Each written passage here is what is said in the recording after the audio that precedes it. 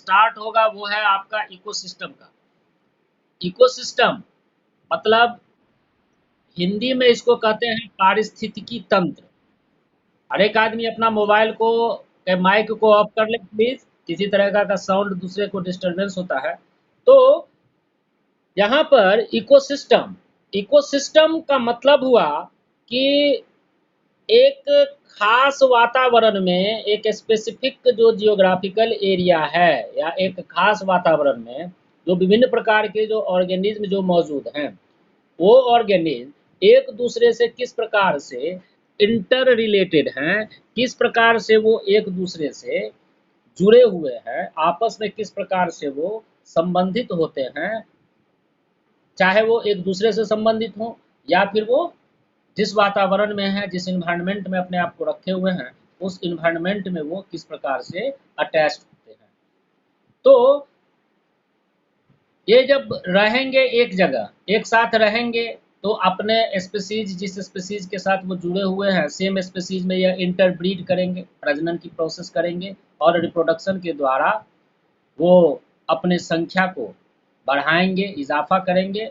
और ये एक खास जियोग्राफिकल एरिया में ही होगा। एक दूसरे जियोग्राफिकल एरिया में मौजूद जो उसी स्पीसीज के जो दूसरे जीव हैं, जिसको कि हम लोग सिस्टर पॉपुलेशन कहते हैं, वो जीव आपस में उनका इस जीव के साथ किसी तरीके का इंटरब्रीडिंग का कार्यक्रम नहीं होगा और इसमें किसी तरीके का इंटरब्रीडिंग नहीं होगा। तो जो इंटरब्रीडिंग जो इंडिविजुअल्स के बीच में होता है, एक ही स्पीसीज में मौजूद जो अलग अलग जो इंडिविजुअल्स हैं, उनका आपस में इंटरब्रीडिंग जो होता है, ये एक सेम जियोग्राफिकल एरिया में किया जाता है। और इस सारे के सारे जीव को कहा जाता है आपको पॉपुलेशन, जो कि जितना भी पॉपुलेशन है अलग अलग स्पीसीज का, वो आपको एक खास जियोग्राफिकल एरिया में मौजूद होगा। और इसको हम कहेंगे बायोटिक कम्युनिटी। मतलब हुआ कि किसी भी स्पीसीज का, कोई भी जो स्पीसीज, एक ही तरह के स्पीसीज जो कि एक ही जियोग्राफिकल एरिया में मौजूद होंगे, एक तरह के खास जाति के जीव जो एक ही जैसे जियोग्राफिकल एरिया में मौजूद होंगे, उनको हम बोलेंगे पॉपुलेशन। जबकि अलग अलग स्पीसीज के सारे पॉपुलेशन, इसमें एक जियोग्राफिकल एरिया में एक ही तरह का तो स्पीसीज रहेगा नहीं, एक जियोग्राफिकल एरिया में विभिन्न प्रकार के स्पीसीज रहेंगे।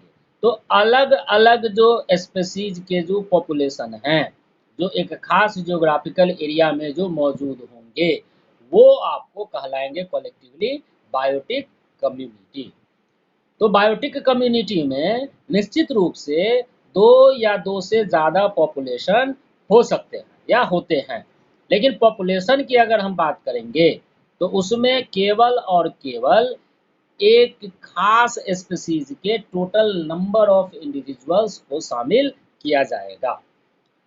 इस प्रकार से बायोटिक कम्युनिटी में जो लिविंग ऑर्गेनिज्म हैं, वो एक दूसरे पर इंटरडिपेंडेंस दिखाते हैं। इंटरडिपेंडेंस कहने का मतलब हुआ कि वो एक दूसरे पर पूरी तरीके से निर्भर करते हैं और निर्भरता को वो दिखाते हैं। और इंटर स्पेसिफिक के साथ साथ वो इंट्रा स्पेसिफिक रिलेशनशिप भी दिखाते हैं। यानी कि स्पीसीज में मौजूद जो एक खास स्पीसीज का जो पॉपुलेशन है, उनमें पाए जाने वाले जो विभिन्न प्रकार के जो इंडिविजुअल है, वो तो आपस में एक दूसरे पर निर्भर करते ही करते हैं।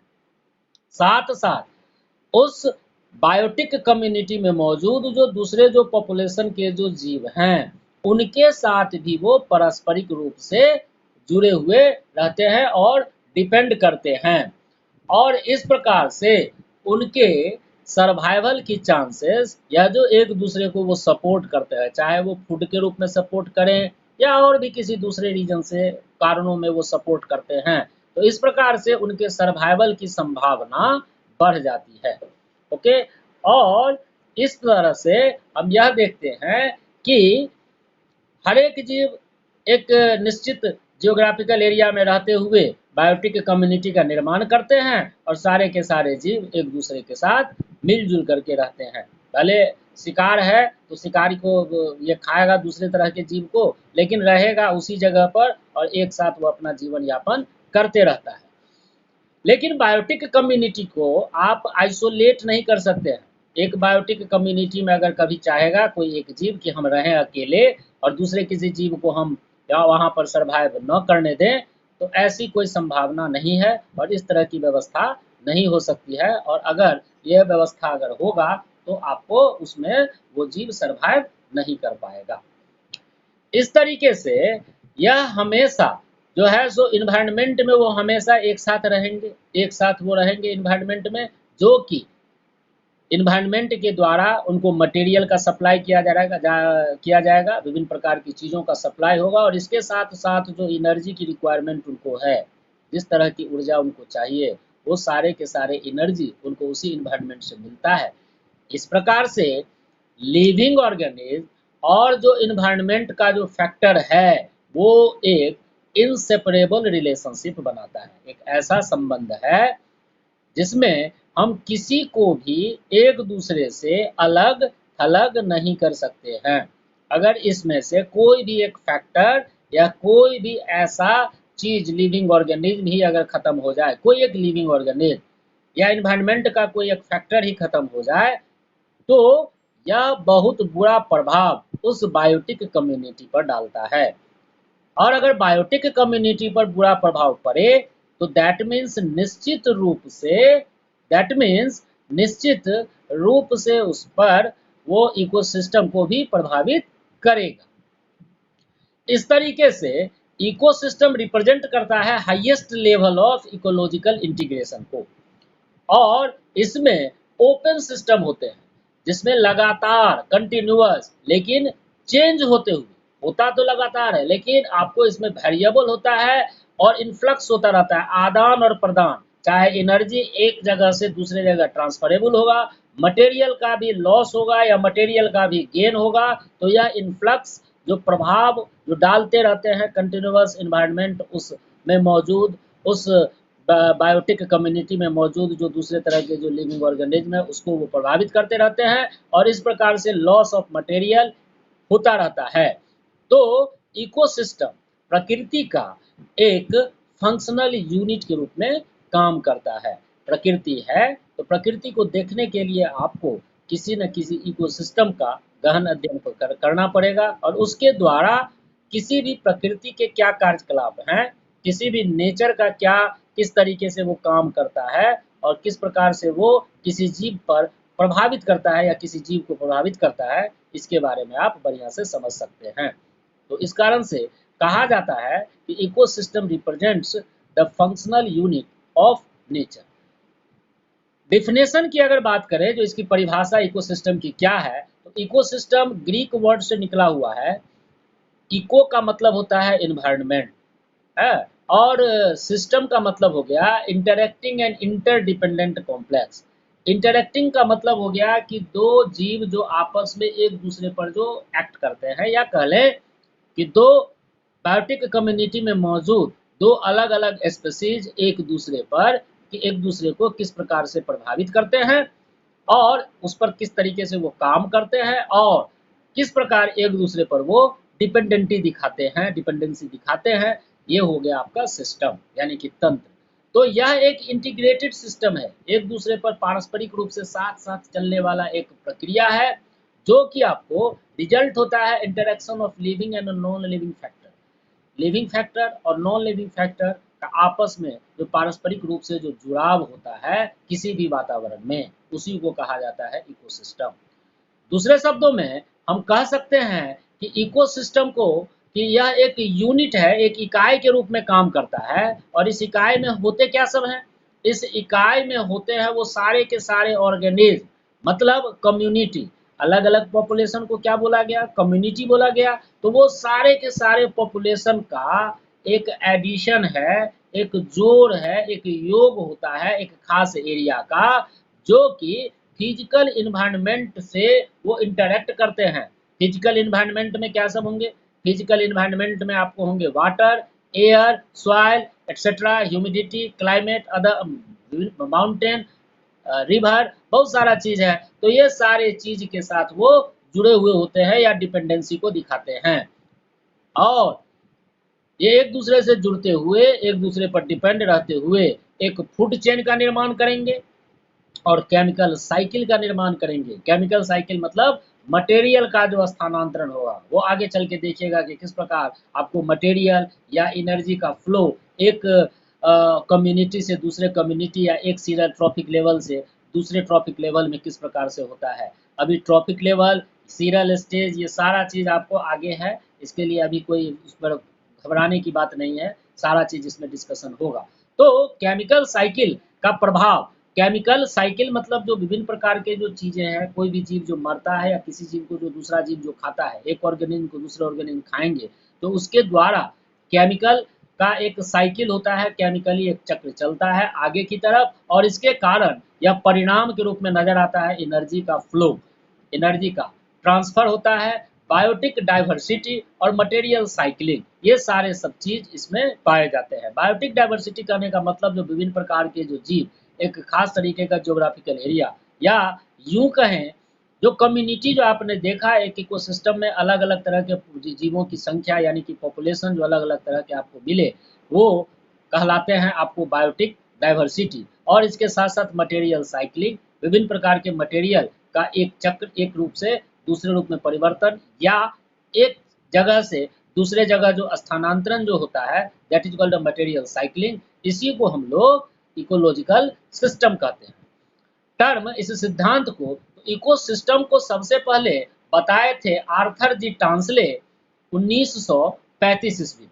यह कोई बहुत बड़ा चीज नहीं है। ए जी टांसले ने 1935 में टर्म दिया था आपको इकोसिस्टम का टर्म। इस प्रकार से सबसे पहले शुरुआत में जब इकोसिस्टम का टर्म नहीं आया था, उससे पहले इस इकोसिस्टम को जाना जाता था बायोसिनोसिस।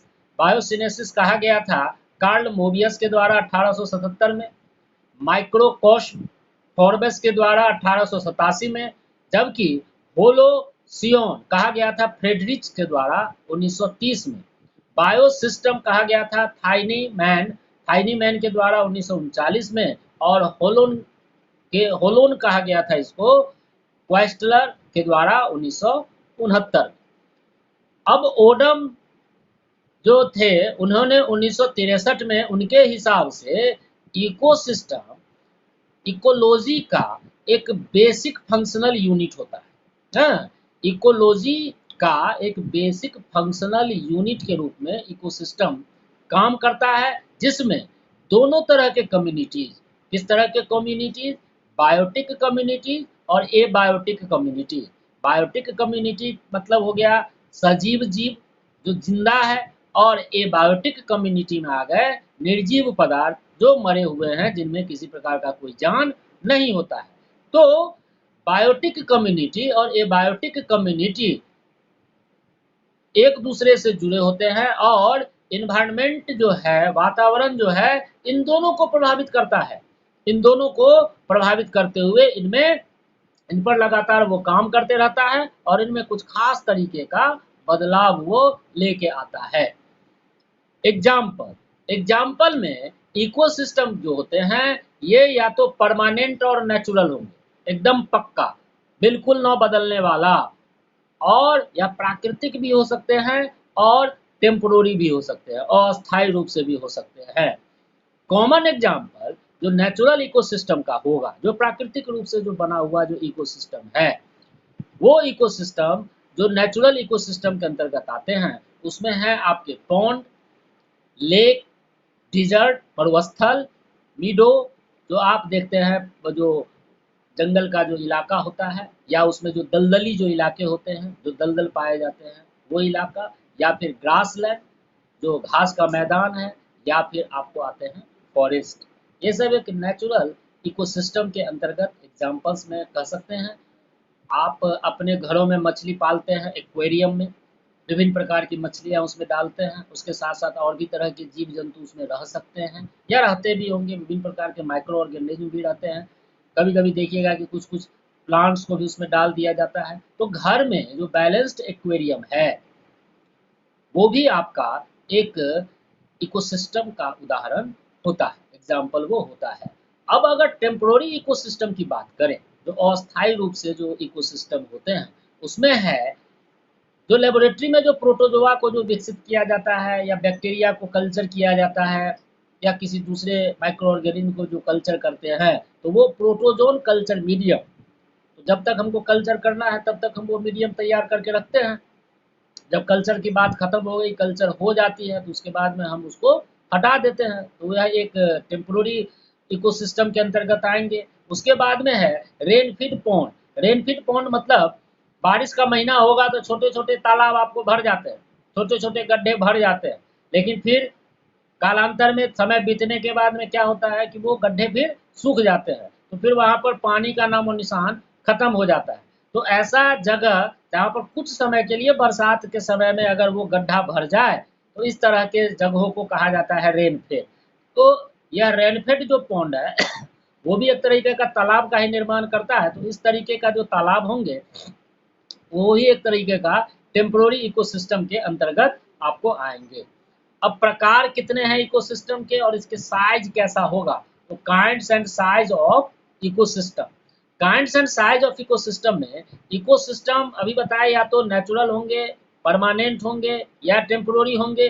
तो इकोसिस्टम या तो नेचुरल होंगे, और जब यह नेचुरल होंगे तो निश्चित रूप से यह नेचुरल कंडीशन के द्वारा ऑपरेट किए जाएंगे। यहाँ पर kinds and size of ecosystem, kinds and size of ecosystem का मतलब यह हुआ कि जो इकोसिस्टम आपको या तो नेचुरल हो सकते हैं, प्राकृतिक हो सकते हैं, और अगर यह प्राकृतिक होंगे, नेचुरल होंगे, तो निश्चित रूप से यह ऑपरेट होंगे नेचुरल कंडीशंस में, और इसमें इंसानों का मेजर इंटरफेरेंस नहीं होगा। इंसान इसमें बहुत ज़्यादा दखल अंदाजी नहीं करेगा, जैसे कि टेरेस्टेरियल और ग्रासलैंड, ज़मीन का जो बहुत बड़ा टुकड़ा है, या फिर जो ग्रासलैंड घास के जो मैदान हैं, इसके साथ साथ जो मरुस्थल का जो इलाका है, डिजर्ट, फॉरेस्ट एक्सेट्रा। और दूसरा है मैरीन, ओपन सी, पूरा का पूरा जो समुद्र का जो क्षेत्र है, या फिर कोस्टल एरिया जो तटीय इलाके हैं, इसके साथ साथ स्टोरीज। स्टोरीज जनरली जहाँ पर आपको नदी जा करके जो समुद्र में गिरती है, तो कभी कभी क्या होता है, तो नदी अपने साथ बहुत सारी चीज़ों को बहा करके लेके जाती है। बहाते बहाते तो जैसे जैसे वो एक जगह इकट्ठा होते होते वहाँ पर उनका वजन काफ़ी ज़्यादा बढ़ जाता है, तो वो धीरे धीरे जब नदी के तलहटी में वो जमा होने लगते हैं। जमा होते होते एक समय ऐसी परिस्थिति आती है कि नदी की जो वो जो करंट है उसको वो ब्रेक कर देते हैं। तो अब तो नदी तो कंटिन्यू बहती रहेगी, लेकिन आगे एक उसको दीवार बैरियर आ गया, तो उस बैरियर के कारण वो क्या करता है, तो अपने दिशा को थोड़ा सा बदल लेता है। बदल करके फिर आगे की ओर समुद्र की ओर तो वो चल जाती है, लेकिन चूंकि नदी का वो इलाका चूंकि वहाँ रोक दिया गया, तो वहाँ पर एक तालाब के जैसा या झील के जैसा एक रचना का निर्माण हो जाता है। इसी को हम लोग बोलते हैं स्टोरीज। ओके। या फिर नदियों का जो मुहाना होता है, जहाँ पर जैसे बे ऑफ बंगाल में आप देखिएगा कि गंगा नदी जहाँ से गिरती है, वहाँ पर बहुत सारे ऐसे ऐसे स्टोरीज का निर्माण हो जाता है। या फिर डेल्टा भी इसको कहते हैं, सुंदरबन का डेल्टा है, वहाँ पर भी आप देखिएगा कि छोटे छोटे तालाब नुमा स्ट्रक्चर का फॉर्मेशन हुआ रहता है। इसके बाद है इकोसिस्टम आपको छोटे भी हो सकते हैं, है ना, सॉरी, और यह आर्टिफिशियल भी होता है। एक तो नेचुरल तरीका हो गया या नेचुरल इकोसिस्टम जो अभी आप देखें, इसके बाद यह आर्टिफिशियल होता है। आर्टिफिशियल जब भी होगा तो यह इंसान के द्वारा मैन मेड होंगे, जैसे कि क्रॉपलैंड। क्रॉपलैंड किसको कहेंगे, थोड़ी देर के लिए मैंने एक खेत है, उसमें अभी गेहूं का कटाई हो गया, तो फिर क्या होगा, बारिश होगी। बारिश होने के बाद में क्या होगा, वहाँ पर धान की बुआई होगी, धान बोया जाएगा, फिर धान का फसल होगा। तो वहाँ पर जब धान का फसल होगा तो वो एक इकोसिस्टम बनेगा। फिर धान का कटाई हो जाएगा, फिर समय आ जाएगा गेहूं का बुआई का, तो गेहूं उसमें बोया जाएगा। गेहूं बोने के बाद में वो एक अलग तरीके का क्रॉप लैंड बनेगा। तो अलग अलग जो खेत के जो मैदान जो हम लोग देखते हैं, या खेत के जो फार्म फील्ड जो देखते हैं, वो एक आर्टिफिशियल इकोसिस्टम के अंतर्गत आता है, उसको इंसानों के द्वारा बनाया जाता है। इसके साथ साथ स्पेस इकोसिस्टम, जो हम लोग अंतरिक्ष में जो जाते हैं, जो इंसान जो जाता है, तो वो अपने साथ वो सारा चीज लेके जाता है जिसकी उसकी जरूरत है। तो वहां पर भी एक तरीके का इकोसिस्टम का फॉर्मेशन वो करता है। एज वेल एज इकोसिस्टम आपको छोटे भी हो सकते हैं और बहुत बड़े भी हो सकते हैं। यह इतने छोटे हो सकते हैं, जो आपके थाली में जो रखा हुआ जो पानी है, वो भी एक तरीके का इकोसिस्टम है, इतना छोटा हो सकता है। और बड़ा की अगर बात करें तो जो महासागर है, पूरा का पूरा महासागर भी एक इकोसिस्टम के तरीके से व्यवहार करता है। तो यह छोटा भी हो सकता है और काफ़ी विशालकाय भी हो सकता है। और एक बहुत बड़े जंगल, ब्राज़ील का जो जंगल है, एकदम पूरा का पूरा अमेज़न का जो फ़ॉरेस्ट है, बहुत बड़ा विशाल जंगल है, तो वो भी एक तरीके का एक इकोसिस्टम का ही निर्माण करता है। बायोस्फीयर, बायोस्फीयर क्या हुआ? बायोस्फीयर एक ग्लोबल इकोसिस्टम है। पूरा आप अपने घर में या पूरा दुनिया का नक्शा उठाइए, दुनिया के नक्शा का वो सारा क्षेत्र जहाँ पर जीव जंतु के मौजूद होने की संभावना है, यानी कि धरती का हर एक वो जगह आपको बायोस्फीयर के श्रेणी में आते हैं, क्योंकि धरती के हर एक जगह पर जीवन का कोई ना कोई रूप निश्चित रूप से मौजूद है। ये नहीं कहेंगे कि इंसान हर जगह है, जरूरी नहीं है कि इंसान हर जगह होबे करेगा। क्या ह्यूमन बींग्स नहीं होता है? दूसरे तरीके का तो जीव वहाँ पर हो सकते हैं, वो तो सर्वाइव करते ही है, चाहे वो माइक्रो ऑर्गेनिज्म हो या बड़े बड़े जीव जानवर हो या जंगली जानवर हो। तो कहीं पर भी आप धरती का हर एक क्षेत्र, हर एक कोना में आपको लाइफ देखने को मिलेगा, तो वो सारे के सारे जो चीज है वो बायोस्फीयर के अंतर्गत आते हैं।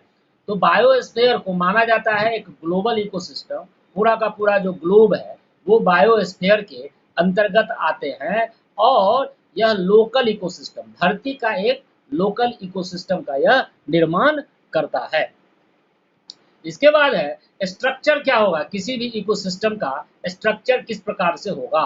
तो जो रचना है, जो संरचना होता है, कोई भी इकोसिस्टम निश्चित रूप से जो बनते हैं एबायोटिक फिजिको केमिकल इन्वायरमेंट, ये बने होते हैं एबायोटिक फिजिको केमिकल। इसमें कुछ फिजिकल स्ट्रक्चर भी होते हैं जो हमको दिखाई पड़ते हैं, कुछ केमिकल स्ट्रक्चर यानी कि रासायनिक संरचना उसमें पाई जाती है, और इसके ये सब आ गए आपको एबायोटिक कंपोनेंट के रूप में। और दूसरा चीज होता है इसमें बायोटिक कंपोनेंट या बायोटिक असेंबलेज, जो कि यह दोनों मिलता है। जब बायोटिक और एबायोटिक कंपोनेंट जब आपस में मिलते हैं तो वो आपको फॉर्मेशन करते हैं एक इकोसिस्टम का।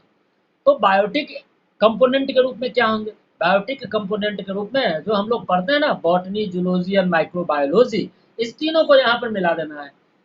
बॉटनी का मतलब हो गया प्लांट, जूलॉजी का मतलब हो गया एनिमल, और माइक्रोबायोलॉजी का मतलब हो गया माइक्रोब्स। तो यह तीनों का तीनों चीज आपको आते हैं बायोटिक कंपोनेंट्स के अंतर्गत, और यही सब जो मिलते हैं, यही सब मिल करके आपको बनाते हैं, स्ट्रक्चर फॉर्मेशन करते हैं इकोसिस्टम का।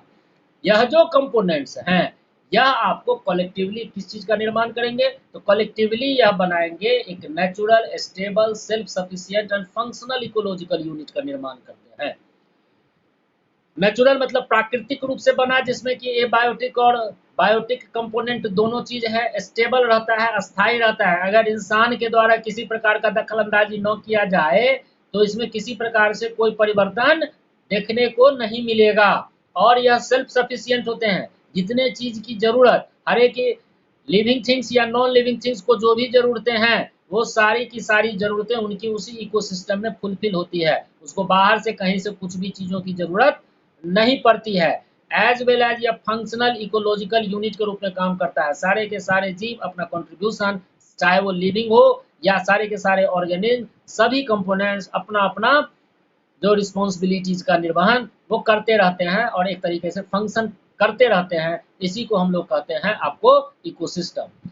तो ओडम ने 1971 में बताया कि जो इकोसिस्टम्स होते हैं वो इकोसिस्टम बने होते हैं दो मेजर कंपोनेंट के। दो मेजर कंपोनेंट इसमें कौन कौन से होंगे?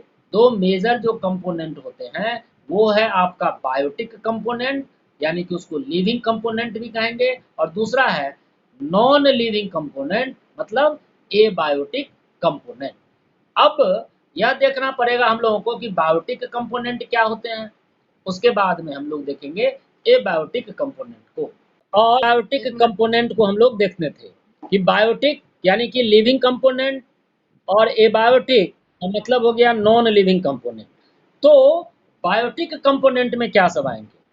बायोटिक कंपोनेंट के अंतर्गत इसमें आते हैं लिविंग एलिमेंट, जितने भी जीवित प्राणी हैं, जितने भी जीवित प्राणी होते हैं वो सारे के सारे इसके अंतर्गत आते हैं। तो इकोसिस्टम के वो सारे जीव जंतु या वो सारे ऑर्गेनिज्म जो कि लिविंग थिंग्स के श्रेणी में आते हो वो आपको आते हैं बायोटिक कंपोनेंट के अंतर्गत। और ये दो कैटेगरीज में इसको डिवाइड किया गया है।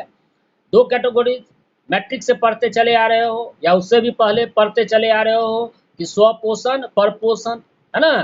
तो एक है आउटोट्रॉफिक कंपोनेंट और दूसरा है हेट्रोट्रॉफिक कंपोनेंट। आउटोट्रॉफिक कंपोनेंट क्या हुआ, जो अपना भोजन खुद बनाता है, और हेट्रोट्रॉफिक कंपोनेंट पर पोषण के अंतर्गत आते हैं, यानी कि जो दूसरे पर भोजन के लिए निर्भर रहते हैं। तो अब पहला है आउटोट्रॉफिक कंपोनेंट, ये बायोटिक कंपोनेंट का ही डिवीजन है। आउटोट्रॉफिक कंपोनेंट के अंतर्गत आपको वो सारे के सारे हरे पौधे आते हैं जिनमें क्लोरोफिल पाया जाता है, जो अपना भोजन खुद बनाते हैं फोटोसिंथेसिस के प्रोसेस के द्वारा। और इसमें कुछ बैक्टीरिया भी आएंगे, वैसे बैक्टीरिया जो कि फोटोसिंथेसिस की क्षमता रखते हैं, या कहे कि फोटोसिंथेसिस करने की क्षमता रखते हैं। उनमें निश्चित रूप से क्लोरोफिल पाई जाती है, तभी तो वो अपना भोजन बनाएंगे। जो भी जीव फोटोसिंथेसिस की प्रोसेस को करेगा वो सारे के सारे आउटोट्रॉफिक के श्रेणी में आएंगे। और साइनोबैक्टीरिया, ये ब्लू ग्रीन एल्गी होता है। साइनोबैक्टीरिया जो आर कैपेबल होते हैं, जो कि अपना भोजन को मैन्युफैक्चर करने में, यानी कि ऑर्गेनिक फूड को बनाने में, जो ऑर्गेनिक फूड वो बनाते हैं that is known as glucose. और ये जो बनाते हैं ये सिंपल ऑर्गेनिक सबस्टांस से या सिंपल सबस्टांस से कॉम्प्लेक्स सबस्टांस का निर्माण करते हैं। सिंपल सबस्टांस के अंतर्गत आते हैं आपका कार्बन डाइऑक्साइड और पानी, इनके मदद से वो अपना भोजन यानी कि ऑर्गेनिक फूड का निर्माण वो कर लेते हैं। इसके बाद कीमोसिंथेटिक बैक्टीरिया। कीमोसिंथेटिक बैक्टीरिया किसको कहेंगे, तो कीमोसिंथेटिक बैक्टीरिया क्या करता है कि यह इनऑर्गेनिक मटेरियल से केमिकल एनर्जी के द्वारा यह ऑर्गेनिक फूड का निर्माण कर सकता है। वैसा बैक्टीरिया जो इनऑर्गेनिक पदार्थों को ऑर्गेनिक पदार्थों में केमिकल रिएक्शन के द्वारा बदलने की क्षमता रखता हो, उसे हम कहेंगे कीमोसिंथेटिक बैक्टीरिया। यह भी आपको प्रोड्यूसर के रूप में काम करता है। प्रोड्यूसर का मतलब हो गया उत्पादक। तो यह प्रोड्यूसर के रूप में इस कारण से इसको कहा जाता है कि यह बहुत ही कम अमाउंट में कार्बन डाइऑक्साइड को फिक्स करता है। दूसरा एक बात जो अभी हमको एक जिस्ट पता चला हम लोगों को, ये चीज पता चला कि प्रोड्यूसर किसको कहेंगे। क्या प्रोड्यूसर उसको कहेंगे जो अपना भोजन खुद बनाता है, उसको तो कहेंगे ही। एक दूसरा जो आप लोग अभी 12th में पढ़ रहे हैं, तो एक दूसरा प्रोड्यूसर का भी परिभाषा इसको याद रखना है कि प्रोड्यूसर उस ऑर्गेनिज्म को कहते हैं जो एटमॉस्फेरिक कार्बन डाइऑक्साइड को फिक्स करता है। फिक्स करने का मतलब उसका वो यूटिलाइज करता है और यूटिलाइज करके बाय प्रोडक्ट के रूप में ऑक्सीजन का निर्माण करता है, that is called a producer. और यहाँ पर यह जो कीमोसिंथेटिक बैक्टीरिया हैं, यह भी बहुत कम मात्रा में ही सही लेकिन कार्बन डाइऑक्साइड को फिक्स करते हैं। इस कारण से इनको भी प्रोड्यूसर के श्रेणी में, जो बायोलॉजी के तरफ से इनको भी प्रोड्यूसर ही माना जाता है। देन एनर्जी क्या होता है, फोटोसिंथेसिस में ट्रैप किया जाता है सूरज के रोशनी से, और जो सनलाइट से जो एनर्जी को पकड़ा जाता है या ट्रैप किया जाता है, that is called radiant energy, यह सन से निकलती है। और इस प्रकार से यह चेंज्ड होता है केमिकल एनर्जी में। रेडिएंट एनर्जी जो कि हीट एनर्जी है, हीट एनर्जी आपको चेंज हो जाते हैं केमिकल एनर्जी में, और इसको हम लोग जो है सो कह सकते हैं कि these are also called producers. यहाँ पर चूंकि यह फोटोसिंथेसिस का प्रोसेस में यह चीज होता है, तो यह प्रोड्यूसर्स के द्वारा किया जाने वाला एक प्रक्रिया। आपका आउटोट्रॉपिक के अंतर्गत, आउटोट्रॉपिक कंपोनेंट में जो फोटोसिंथेसिस करने वाले जो ऑर्गेनिज्म है उसमें कौन सब आ जाएंगे, हर्ब्स आएंगे, सब लार्ज साइज्ड ट्री आएंगे। माइक को ऑफ करो, बार बार एक ही चीज मत बोलना। तो इसमें आपको हर्ब्स, सर्ब्स, बड़े बड़े पेड़ पौधे जो कि टेरेस्ट्रियल इकोसिस्टम के अंतर्गत आएंगे, पानी में तो यह मिलेंगे नहीं, या फिर माइक्रोस्कोपिक बहुत ही सूक्ष्म जीव या सूक्ष्म पेड़ पौधे, फ्री फ्लोटिंग फाइटोप्लैंक्टन्स, एल्गी और लार्ज साइज ग्रीन प्लांट्स, ये आपको एक्वेटिक इकोसिस्टम। तो दो प्रकार का इकोसिस्टम यहाँ पर हम देखें आउटोट्रॉपिक के अंतर्गत, पानी का और जमीन का। तो पानी में भी जलीय पौधे पाए जाते हैं और ज़मीन पर भी पाए जाते हैं, जो भूमिगत पौधे जिसको कहते हैं। ग्लूकोज प्लांट के द्वारा जो यूज किया जाता है, ये आपको कॉम्प्लेक्स ऑर्गेनिक कंपाउंड्स होते हैं, जैसे स्टार्च, प्रोटीन, लिपिड। और फोटोसिंथेसिस का जो रिएक्शन है, ये तो आप लोगों को याद ही होगा, फिर से एक बार हमने इसमें दिया है नोट्स में आपके, कि 6 मॉलिक्यूल्स जब कार्बन डाइऑक्साइड का ये आपको रिएक्ट करते हैं 6 molecules of water in the presence of chlorophyll or radiant energy यानी कि sunlight, then it is converted into glucose, that is called the C6H12O6 और 6O2 ऑक्सीजन रिलीज होता है। इसमें पानी भी रिलीज होता है ट्रांसपिरेशन के प्रोसेस के द्वारा। यह जो प्राइमरी बेसिस ऑफ लाइफ का निर्माण करते हैं इसके द्वारा, सबसे पहला जो जीवन, क्योंकि इनको भोजन अपने से बनाने की क्षमता है, तो यह एक तरीके से अपने लाइफ को जीना शुरू करते हैं उस इकोसिस्टम में। और यह जो है सो फूड, शेल्टर और ऑक्सीजन दूसरे एनिमल या दूसरे ऑर्गेनिज्म को प्रोवाइड करना शुरू करते हैं। तो पहला बेसिक जो लाइफ प्रोवाइड जो करता है इकोसिस्टम में, वो होता है आपका ऑटोट्रॉपिक ऑर्गेनिज्म, और ये आपको मेंटेन भी करने का काम करते हैं, CO2 और O2 को बैलेंस करते हैं प्रकृति। इसके बाद है आपका हेट्रोट्रॉपिक कंपोनेंट। हेट्रोट्रॉपिक कंपोनेंट में वो ऑर्गेनिज्म आते हैं जो रेडीमेड ऑर्गेनिक फूड को यूज करते हैं। तो और रेडीमेड ऑर्गेनिक फूड कहाँ से मिलेगा? रेडीमेड ऑर्गेनिक फूड वही ना होगा जो ऑटोट्रॉपिक के द्वारा इनऑर्गेनिक पदार्थों से ऑर्गेनिक पदार्थ के रूप में जो कन्वर्ट किया है, वही ऑर्गेनिक मटेरियल्स का कंजम्पशन करेंगे ये हेट्रोट्रॉपिक। और यह डिकम्पोज करते हैं कॉम्प्लेक्स ऑर्गेनिक कंपाउंड, जो जटिल जो ऑर्गेनिक जो कंपाउंड है इन्वायरमेंट में, उसको वो तोड़ते हैं, विघटन करके अपने लायक वो बनाते हैं। इसको हम लोग कंज्यूमर्स भी कह सकते हैं। देखिए, डिकम्पोजर्स का एक अलग जगह नहीं दिया गया है। डिकम्पोजर्स को भी दो ही तो रूप है, या तो ऑटोट्रॉपिक है या हेट्रोट्रॉपिक है। तो डिकम्पोजर्स को भी हेट्रोट्रॉपिक में ही डाला गया है, क्योंकि वो भी भोजन कहीं ना कहीं दूसरे जीवों से ही प्राप्त करते हैं, खुद ब खुद नहीं बनाते हैं। इस प्रकार से ये डिकम्पोज कर सकते हैं ऑर्गेनिक कॉम्प्लेक्स को, और इनको हम लोग कंज्यूमर्स भी कहते हैं। ये चूंकि इनमें क्लोरोफिल नहीं पाया जाता है, तो यह फोटोसिंथेसिस का प्रोसेस नहीं करेंगे और अपना भोजन यह खुद नहीं बना सकते हैं। इनके साइज के हिसाब से, इनके आकार के हिसाब से हेट्रोट्रॉप्स को दो कैटेगरीज में बांटा गया है, इनके आकार के हिसाब से। एक है मैक्रो कंज्यूमर्स और दूसरा होता है माइक्रो कंज्यूमर्स। मैक्रो मतलब बड़ा और ये माइक्रो मतलब छोटा। तो मैक्रो कंज्यूमर्स में इसमें आपको एनिमल्स, वैसे जानवर आते हैं जो आपको खाते हैं या इंजेस्ट करते हैं प्रोड्यूसर्स को डायरेक्टली या इनडायरेक्टली। जो प्रोड्यूसर, जो फूड को प्रोड्यूस करने वाला जो ऑर्गेनिज्म है, उसको या तो वो डायरेक्टली खाए या इनडायरेक्टली खाता है। इसको हम लोग फैगोट्रॉप्स भी कहते हैं।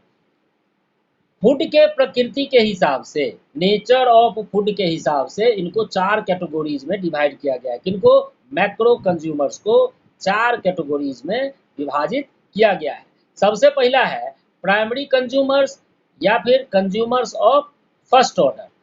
तो इसके अंतर्गत आपको आते हैं हर्बीवोर्स, जो डायरेक्ट पेड़ पौधे को खाते हैं और ये डायरेक्टली ईट करते हैं प्लांट को। इसके एग्जाम्पल हो गए insect, birds, rabbit, deer, goat, cattle, grasshopper etcetera etcetera etcetera. यानी कि जितने भी शाकाहारी जीव हैं जो डायरेक्ट पेड़ पौधे को खाते हैं, वो सारे के सारे आपको आएंगे प्राइमरी कंज्यूमर्स के अंतर्गत। अभी यह जो primary consumer, secondary, tertiary, quaternary consumers हैं, इसको ध्यान से समझ लीजिएगा। यह बहुत ही काम का चीज है और बेसिक आधार आपका इकोसिस्टम का यही है।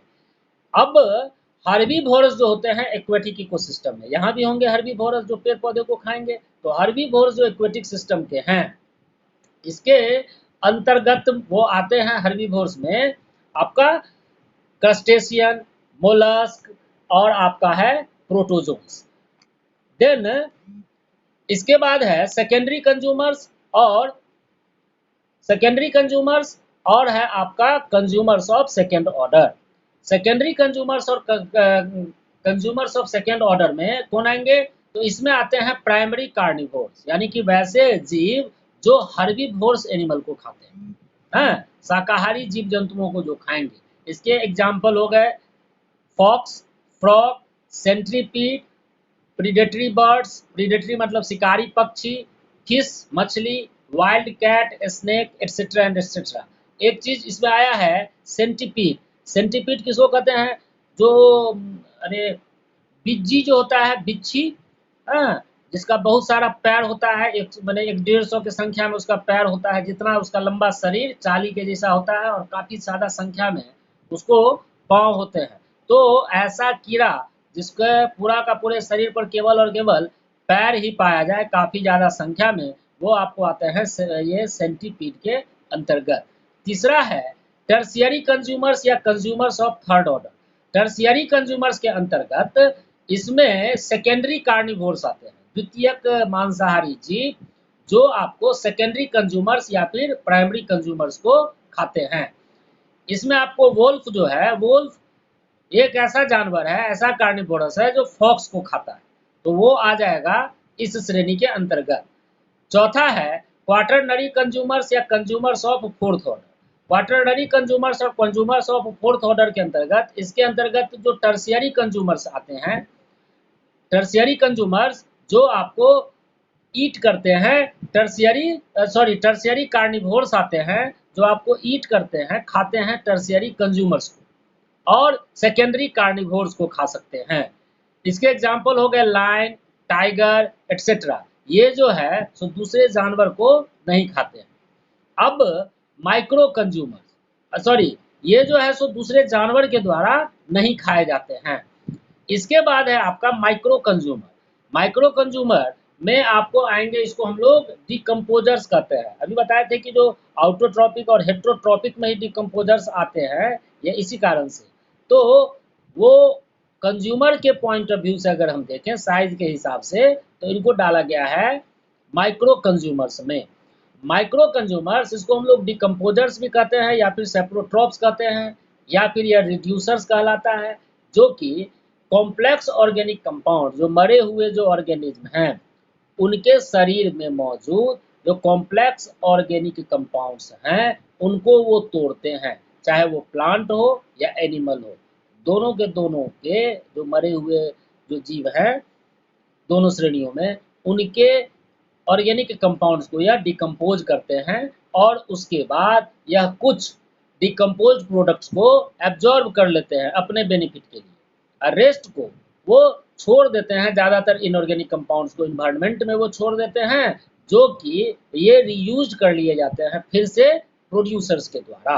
तो एक तरीके का यह एक चक्र का निर्माण कर लेते हैं, जहाँ से जो चीज़ आया वो वापस वहीं चला जाता है। तो इस प्रकार से यह मटेरियल साइकिलिंग में मदद करते हैं।